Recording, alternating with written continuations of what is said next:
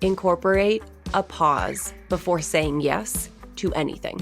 This is one simple practice that you can start today. Before you say yes to anything, incorporate a pause. Maybe it's just a moment for you to think, is this glass of wine really worth it? Maybe it's, wow, that does sound fun, but I'm gonna need to check my schedule and see what else we have going on that weekend. I'll let you know tomorrow. Maybe it's, I appreciate you thinking of me for this business opportunity. Give me a few days to think about my capacity and I'll get back to you. Buy yourself a pause so that you are not automatically saying yes and overextending yourself, so that you break the habit of constantly putting other people's comfort or needs ahead of your own, and so that you can remind yourself that you're worthy of making the decision that is in your highest interest. Simple pause.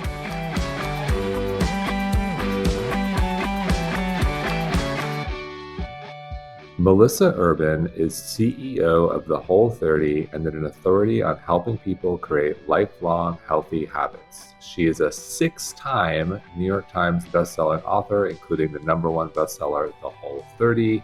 And today is here to chat about her latest must-read, which will surely be another bestseller, titled The Book of Boundaries: Set the Limits That Will Set You Free.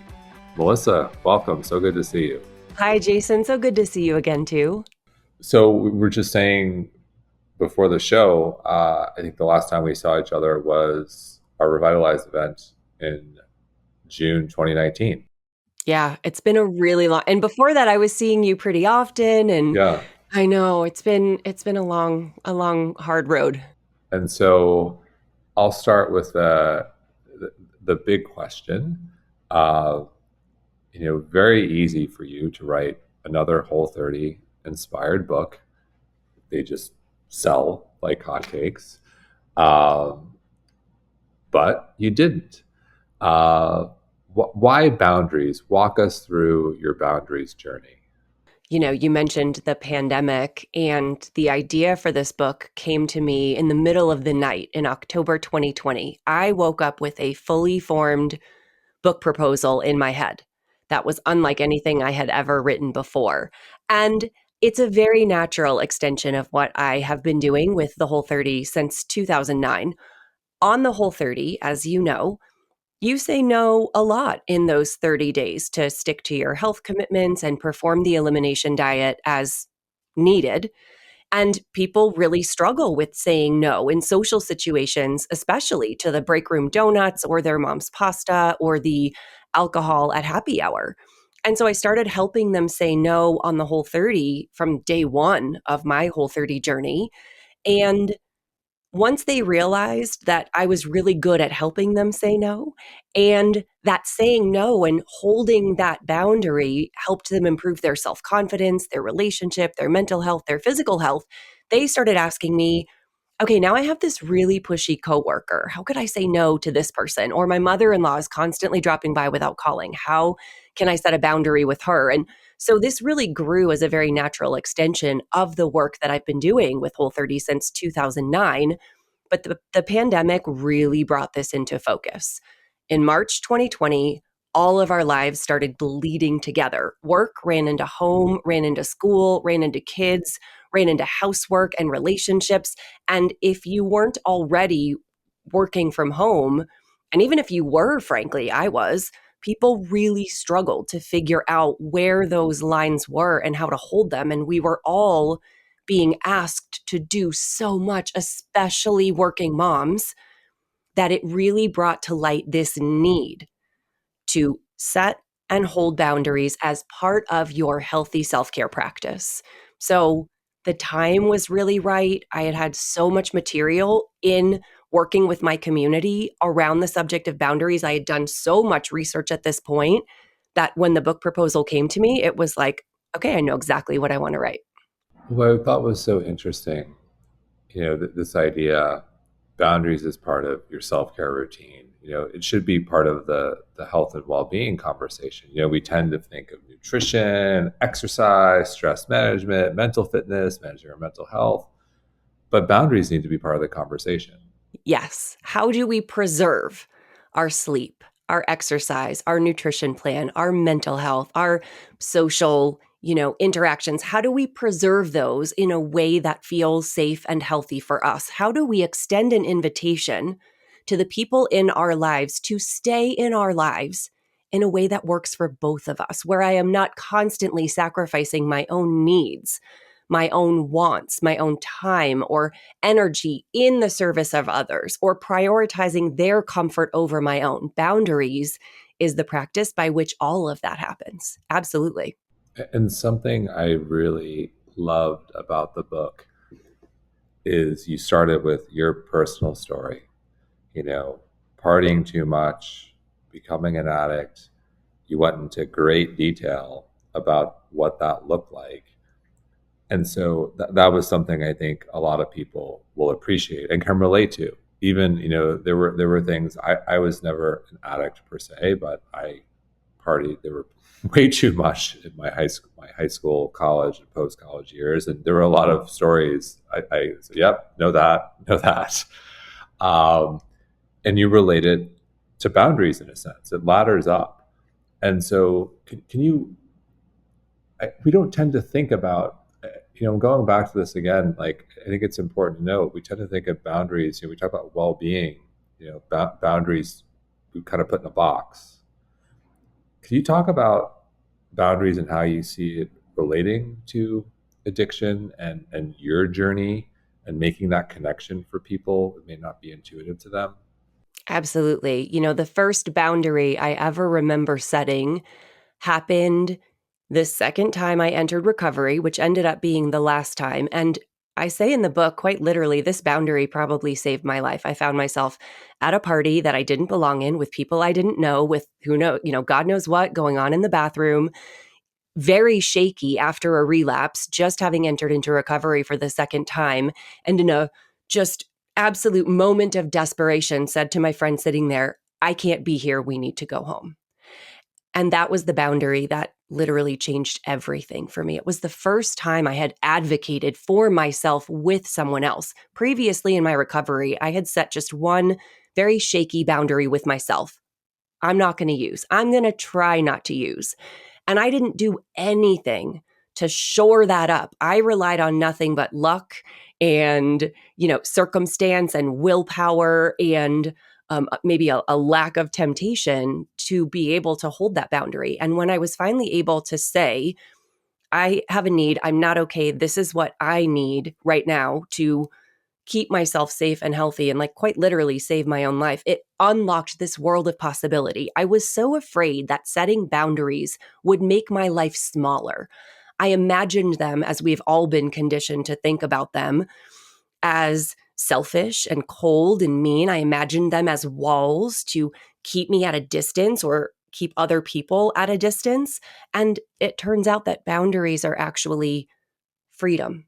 They make your life bigger. They expand it. I now was able to have trust with my friends and the people in my social circle that they knew where my limits are and they would respect them. I was able to advocate for myself, knowing that in situations I would be able to keep myself safe. I wasn't reliant on anyone else to look out for me or take care of me. I knew what I was going to do to keep myself safe and healthy. And rather than hiding in my recovery, which is what I had done the first year, I was now able to go out into the world and realize that not only was I worthy of setting these limits for myself, but I knew how to do it. And it expanded my life beyond my wildest imagination. And that was really my deeply personal experience with boundaries 22 years ago. I think it speaks to this message of empowerment. Whether you're looking to lose weight or shed alcohol, someone else can't do it for you. You need to do the work.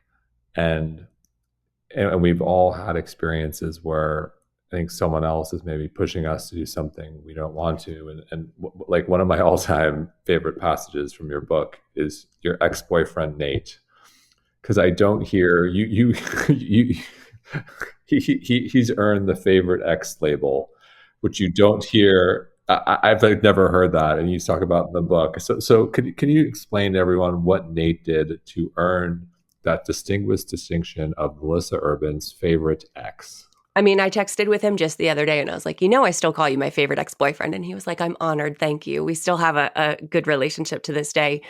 Nate was the first person in my most active addiction when I was just spiraling and very off the rails and no longer able to moderate when I really needed to. This was like the tail end. He was the first person to ever try to set a boundary with me. And I recognize now that it was for his own protection and it was in a desperate attempt to preserve our relationship. But it was, Melissa, if you're going to stay out really late and I don't know where you are, I just need you to text me so I know you're okay. Melissa, I will keep working on this with you, but I need you to keep talking to your therapist and making sure that like you are in a safe and healthy mental health space.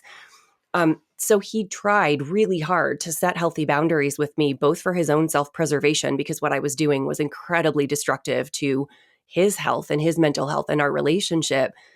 And of course, I resented him for them. Of course, I could not respect them in that moment because I was so deep in the throes of my addiction. And eventually, the final boundary he set with me was, I'm going to call someplace right now and I will drive you to a rehab facility. And like, I will make sure that you get the help you need and the support that you need. And if you aren't able to do that in this moment, I have to remove myself from this relationship. I cannot allow myself to continue to give and be harmed by your behavior. And by divine intervention, I said yes. I said I would go. But he modeled healthy boundaries for me for the very first time in a way that I did not recognize until so much later. And I give him so much credit for the incredibly healthy and mature way he handled this. We were just kids, living together. It was our first like real serious relationship. But yeah, that's why he's my favorite to this day. I think that's an example of boundaries in a real serious circumstance. Um, and I also think of boundaries in our world as the everyday boundaries, specifically with family, more specifically around food, being healthy around food. When many of our listeners, myself included, have a strong belief or a strong point of view about food, while maybe others in our family, our circle, don't. And I think that's in the context of, we care about said family members' well-being, so we want them to take care of themselves, um, or our children, uh, and we care about what family members or friends expose our children to, because obviously we care about our kids. And and I'm reading your book, I'm like, oh wow, like we got a lot of work to do in terms of boundaries, because I totally get it in one sense. You know, food is so powerful, nutrition is powerful. We've all seen what it can do for people. And boundaries are kind of critical. And there's like everyday real conversations that need to be had. So I'll pause there. And how do you view that like big kimono, if you will, of boundaries when it comes to our world, specifically around food? It's very important to remember that boundaries are not about telling someone else what they can or cannot do. A boundary is not designed to control someone else. A boundary is designed to let other people know what actions we are going to take in the face of perhaps their behavior to keep ourselves safe and healthy. So when I set a boundary around what I'm eating or the conversations, say diet talk, this is a really common one. I get questions all the time from readers who say, my family is deeply entrenched in diet culture, as we all were growing up, and they still consider, you look skinny as the highest form of compliment. They're constantly talking about what is on their plate and everyone else's plate, including my kids. They're, pinching their thighs and making, bad faces and talking about saving their calories for alcohol. The boundary in this situation is not to tell your family, you can't talk about your diets anymore. You can't talk about weight loss. You can't be entrenched in diet culture. You can't set that boundary for them. What you can do is say, I will not participate in those conversations anymore. And usually that starts with a request. I have a 3-tiered level approach to my boundary conversations, green, yellow, and red, based on the level of threat that this boundary overstep involves. And a green level boundary is generally a request that lets them know that you have this limit and where that limit lies, because they're not mind readers. So you might say, oh, just so you know, it makes me really uncomfortable when we talk about the food that's on our plate while we're eating. Can we not bring that subject of conversation up and then change the subject? Or you might say something like, I'm not in a great place with my mental health when it comes to my body or weight. So it would really be helpful for me if we chose not to talk about our bodies or our weight when we get together. Is that something you're willing to do? That's the way you set the boundary. If they are unable or unwilling to respect it after reminders, perhaps stronger language, then ultimately your boundary is, I'm going to remove myself from this conversation, which may mean leaving the table, saying to grandma, okay, grandma, the kids and I are going to go for a walk now because this is not a conversation that I want them to be a part of. Maybe it means setting even stricter boundaries with your family, like, it seems like we just can't eat together without this being a subject of conversation. So I'll come by after dinner. But you're always focused on the actions that you are going to take on behalf of yourself and perhaps your younger children to keep you safe and healthy. So I think that's how I want to frame boundaries, especially when it comes to food and health. And how do you think about this? Is top of mind for me because we have two little kids. Um, how do you think about the boundary conversation when you have a family member who's, wants to give your kid Cheetos? Oh, yeah. Very common situation. There's a whole section in the book specifically about grandparents because I hear so many stories. And like, I've had to have this conversation with my own dad too. My dad thinks ice cream is like the best treat ever. And he loves giving my son ice cream. And I had to have a conversation with him where I said, I have asked you not to give him ice cream. When he eats ice cream, his eczema flares. And that's not fun or happy for either of us. So I need you to find another way to treat him that doesn't involve ice cream. Here are some options. I'll bring you some dairy-free ice cream that you can serve him from home. We can make gluten-free chocolate chip cookies together. Like, there are other ways that you can, but I had to set a really strict boundary. Had he not respected that, then it would be like, sorry, grandpa, but I can't send my son to your house unsupervised because I can't trust that you are respecting my parenting decisions with my own child. And hopefully it never comes to that, but you have to have the conversation away from food. You have to be willing to hold the boundary, which can involve consequences and may, involve changing the relationship dynamic, even if temporarily. And you have to, this is a difficult part, but you might have to have a conversation with your kiddo, especially if grandpa says, oh, I want to give you ice cream, but mom won't let me. Like, that's a whole nother conversation. But, in that case, then it's like, okay, grandpa, like, that's not very nice. We know that my son doesn't do dairy because of his eczema. That's not his fault. What else could we do to offer treats? And then that's like a side conversation with grandpa after the fact, because that's not very mature.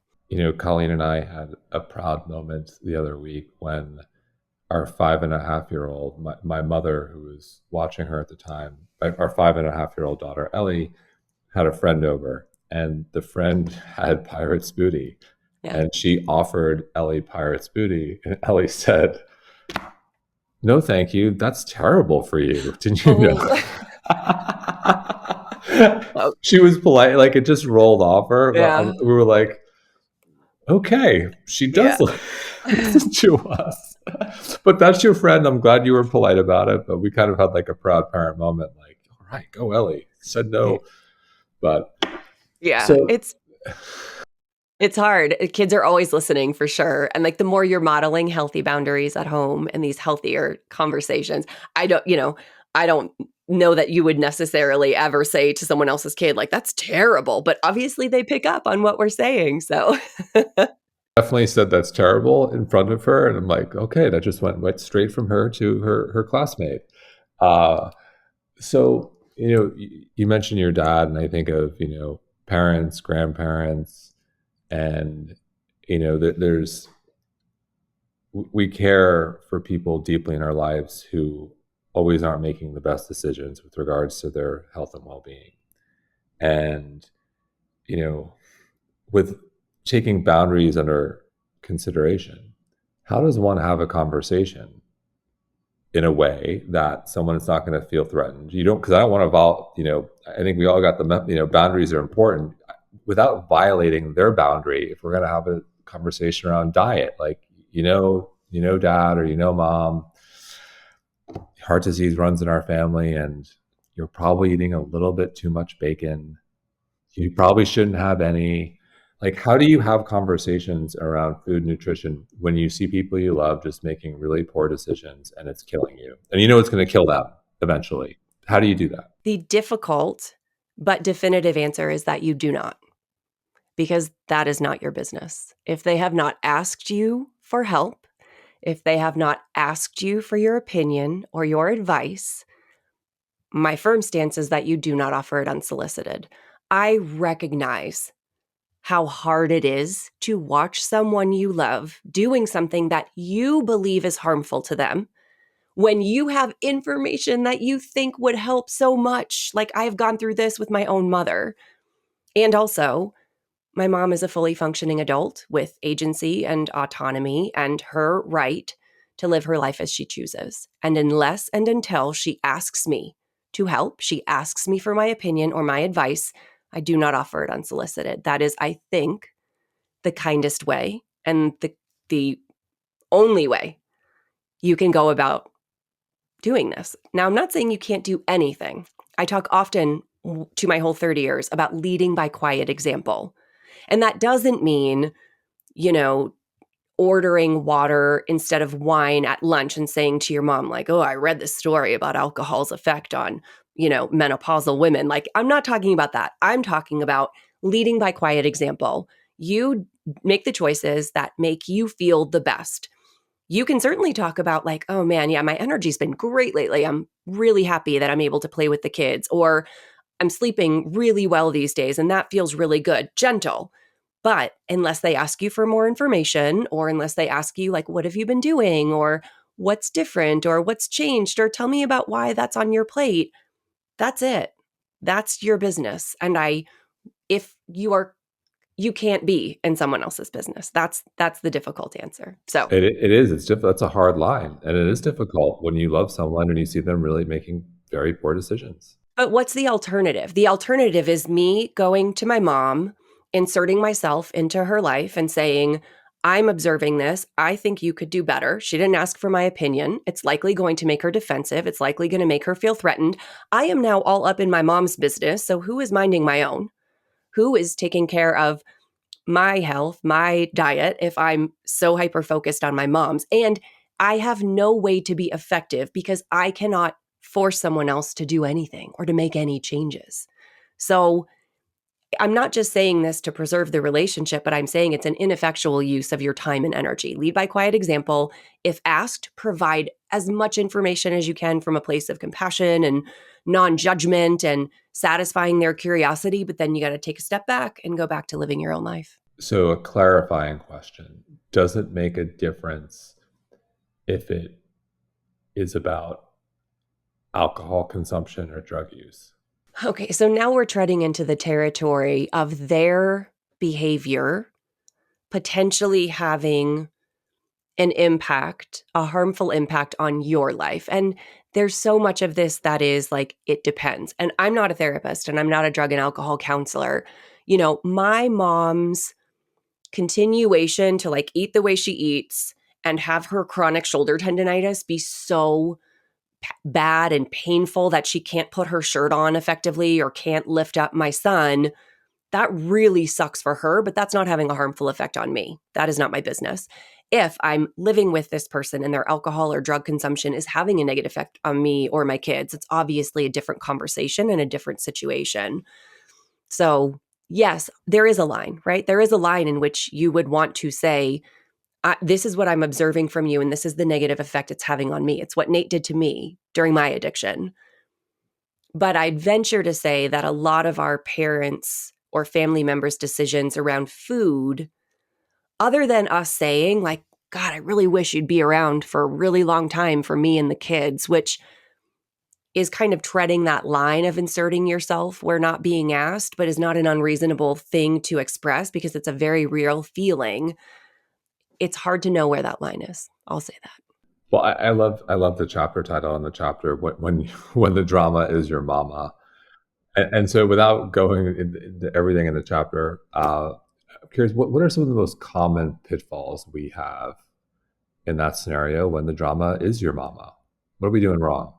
Well, I mean, I think we have to understand where boundary oversteps and these unhealthy relationship dynamics stem from in the first place, right? My parents were not modeled healthy boundaries by their parents. They weren't taught them in school, they weren't taught them on the job. It wasn't a life skill that was imparted upon them.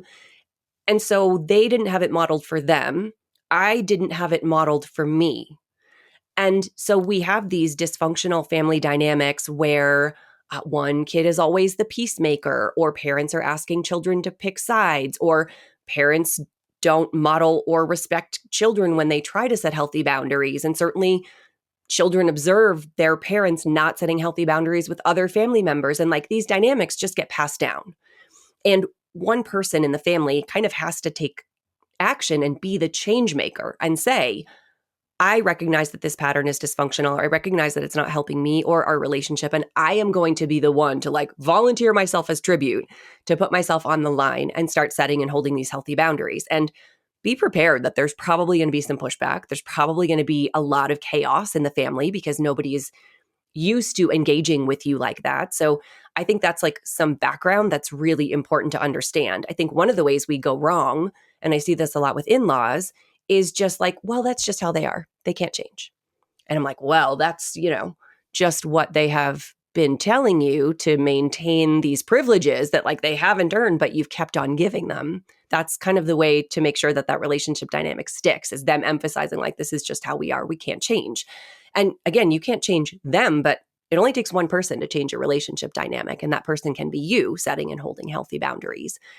I also want to make sure that people understand, to set the boundary, you have to actually set the boundary.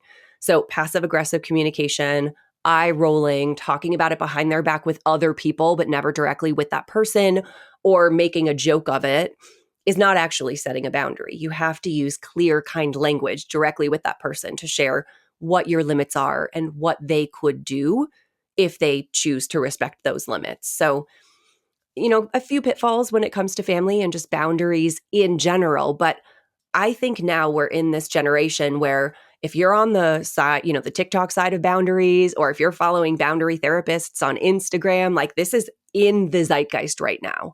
And I think we have a lot of opportunities to be the change makers in our family, not just with our family, above us, but with our kids as well. So we can model healthy boundaries so they don't have to grow up the same way that we did. So we've talked about parents, in-laws, kids. How have you reevaluated your friendships since doing all this work?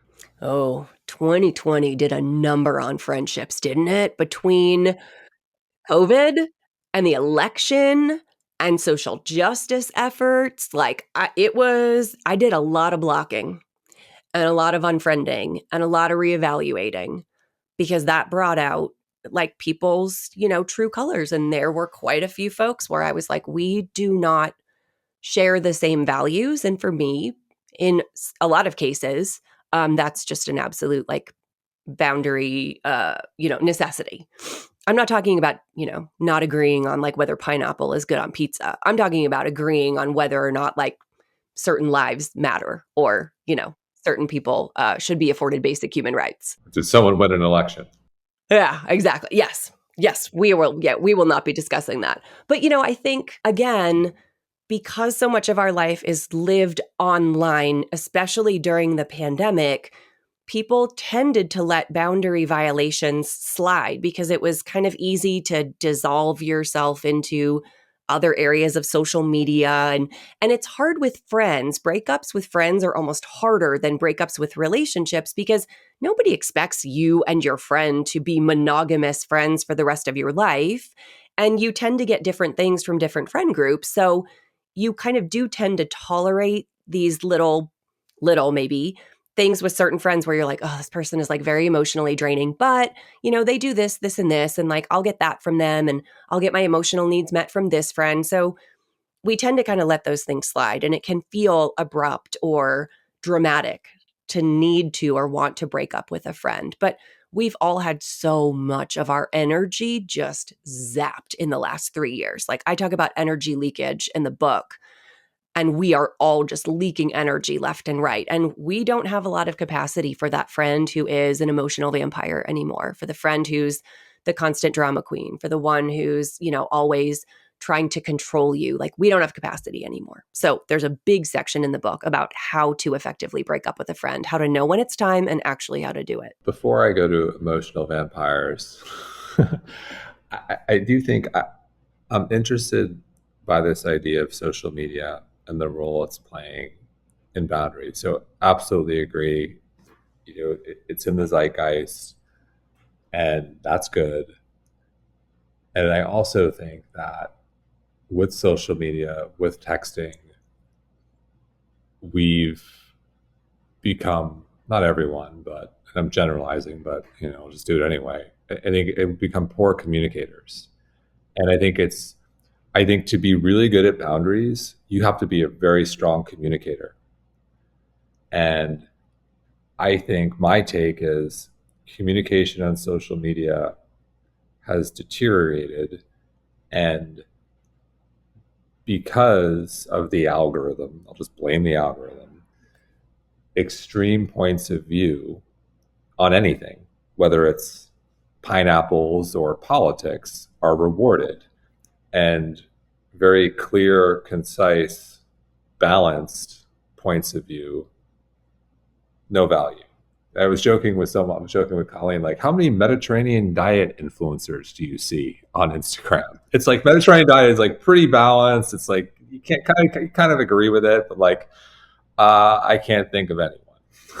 Keto, vegan, so like going to boundaries, to me it's so clear boundaries plays a significant role in our well-being routine.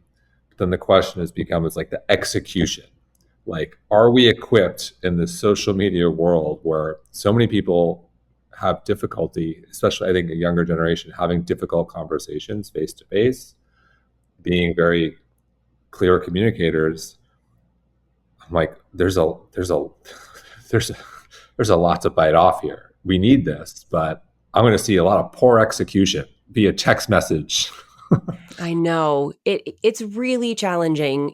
Text message, Instagram comments. Not only do they not leave a lot of room for nuance, and you certainly don't get the same kind of tone or empathy or mirroring that you get with in-person communications, you have character limits. You have the dopamine rush of seeing this comment that enrages you because we are all just fueled by outrage on social media. And you want to answer right away. So you're not pausing, you're not reflecting, you're not asking yourself, why am I taking this very personally? Why am I feeling so, really defensive about this? What's happening for me? It's just way easier and so convenient to fire something back. And now you're sort of in this exchange. So sometimes the only way you have to set a boundary is via text or via email or via a handwritten letter because you're not face to face with that person. And in some ways, setting a boundary on social media is actually quite easy because you are always in control of who you follow, who you give access to, which commenters get blocked or muted or deleted. You are in full control of that. And I highly encourage people to actively make their social media feed a place that feels uplifting and connecting and educational and, someplace that you would enjoy going, where you feel lifted up instead of constantly questioning yourself or engaging in these, negative pieces of self-talk. But I think the communication piece of it goes back even further than social media. One of my key kind of tenets in the book, my relationship golden rule, is this idea of saying what you mean and expecting others to do the same. And let me tell you, that is a wild concept in today's day and age for so many reasons, because women have been conditioned to be passive and not say what we mean. And honestly, can we even trust what we mean? Because we're just women and we usually need men to tell us how we feel and what we think and what we need. And are we even allowed to have needs? And that's incredibly prevalent in certain cultures, especially with heavy religious influence. And we've learned to kind of talk around issues, and we've been taught that speaking what we mean is rude.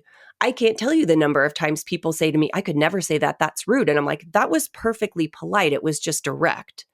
and you're not used to direct right now.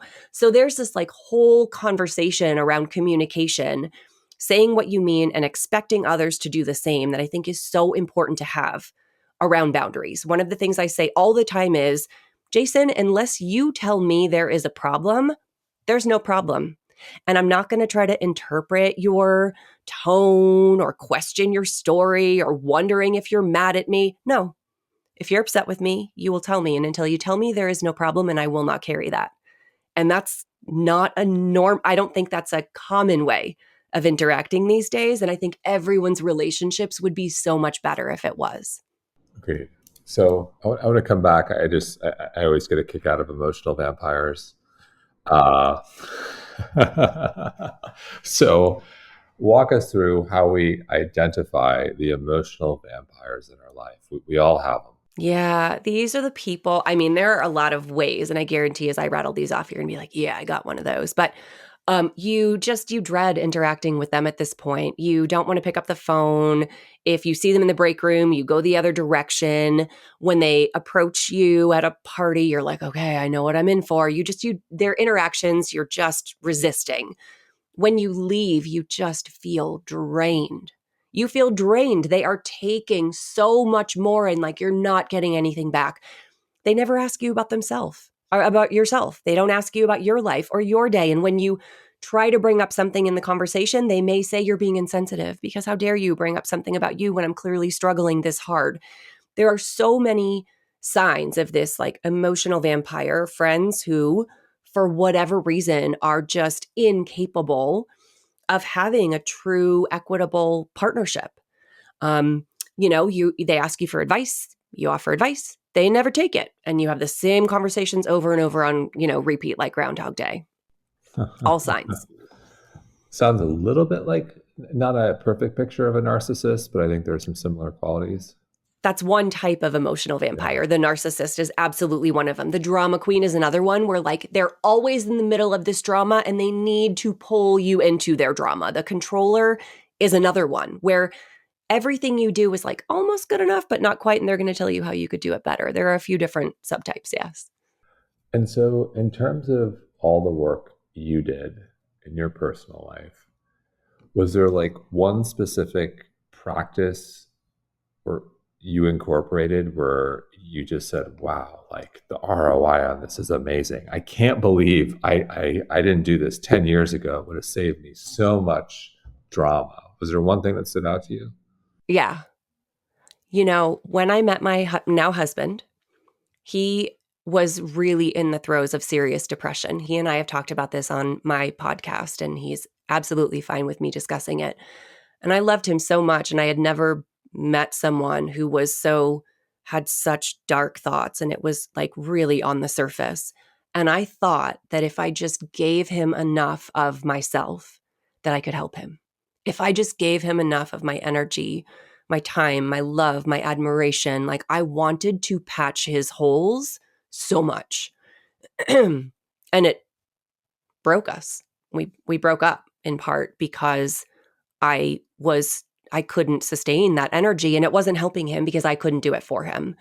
When we got back together after I had done a lot of therapy on my own and he had done some therapy, one of our earliest conversations was like, I will always be here to support you. I am here to listen, but like I will not take on what you are carrying. Like it's not mine to carry. I will do everything in my power to help. I will encourage you to make sure that like I'm not the only person you talk to. I can't be the only person you talk to about this. I need you to have a more robust support system, because that's really heavy for me to carry. I am going to take responsibility for my own feelings and my own support around this, and I will maintain my own therapy practice so you don't have to worry about me, and like I will always tell you exactly how I feel. But there is this, like I actually went through like a cord cutting ceremony, an energetic cord cutting ceremony, where I was like, I am here for you. I love you. I support you. And also, this is not mine. And that was so incredibly impactful, and I think made all the difference in this health of our relationship going forward. So, how do you think about that fine line of being a partner who, part of being a great partner is being supportive, being there, but having it cross over to something that is draining, unproductive, and ultimately not good for the relationship. Because part of being a partner is supportive and being there. How do you think about that? I think that I need my partner to take responsibility for his own feelings and not simply dump them onto me to like do something with. So I had this conversation with my therapist just the other day. I was like, man, I'm really struggling. A friend of mine is really upset about something and I'm like grieving, and I'm having a hard time being present for her because I don't know how to not take that on. And it feels so heavy and hard. And like, I don't know how to do it without a wall. And she was like, Melissa, you sit with her and hold space for her, but you don't have to pick any of that up. And I was like, oh, okay. There's no wall between us, but there's also no like vacuum, right? I can be present and be supportive and also recognize that her feelings are her responsibility and do whatever I can to help her process them in a helpful and healing way and like be there and listen and offer support and say the right things, but like it's not mine to carry. And I think that's the important thing. If I have a friend or a partner who dumps and then just leaves, that's very different than a friend or partner saying, I need to vent. Here's everything that's going on. Okay, thank you for listening. What do you think I should do about it? And then they do it. Or here's what I'm going to do about it. And then they do it, right? That's a very different experience. Versus, can you fix this? Yes. Or Or I don't, versus just, here's all my shit. Here's all yeah. my stuff, you know? I'll come back to where we started and this idea of well-being, boundaries being an important practice in our toolkit. And, some people will, as you rank the pillars or tools, if you will, some people will put nutrition first. Mark Hyman has that great famous line, you can't exercise your way out of a bad diet. Peter Attia is everywhere these days saying exercise, exercise, exercise. Obviously, boundaries is part of the conversation. How do you rank, if you will, boundaries, and like where does it fit? Is it above sleep, below nutrition? Is it number one? Like I know we're all unique. Like, what's your point of view of like how critical it is? It's so hard. The name of my first book is It Starts with Food, because in 2010, it starts with food. And then if you ask me later, I might say like, well, I don't know. I mean, I can make a case for that, but sleep is so important. Stress management is so important. I would think of boundaries as a thread that just interconnects all of them. I might call it a foundation, but that almost makes it hierarchical more than I intend. So think of boundaries as like a magical golden thread weaving its way through all of these different pillars of wellness, in that you require this practice to be woven into the framework of your nutrition, of your exercise, of your sleep, of your self-care, of your spirituality. In order to preserve those practices, you need the framework of boundaries, or you need a healthy boundary practice, boundaries with yourself, boundaries with others. So that's how I would think of it. Is this like, call boundaries a supportive hammock for all of your wellness practices, a magical golden hammock. I like that. I love it. I love it. Magical golden havoc. I love it. And so, on your journey, what was the biggest surprise for you personally when you were doing this work? How many people were perfectly happy to say, oh, I didn't know you had a limit there. Thank you for sharing it with me. Yeah, of course, I'll respect that. And then just move on. Especially when I first entered into recovery, I did not think my life had worth or value. I struggled to see myself as anything other than this addict who had done terrible things and was desperately trying to claw her way out of being like a really bad person. And so it made it really hard for me to try to advocate for myself in any capacity with anybody. And I went into almost all these conversations preparing for battle. I assumed when I set that first boundary with my friend at that party that he would laugh at me, call me ridiculous, and then go off to like do God knows what with God knows who. And he didn't. He was like, oh, wow, I didn't know. Can I ask you a few questions? Yes. Should we leave right now? Yes, please. We left.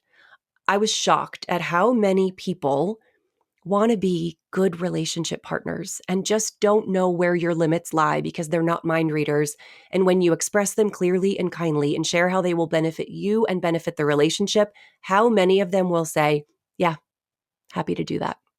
And isn't that a gift? And so, in closing, knowing again, I think what you said was accurate, that boundaries has entered the zeitgeist.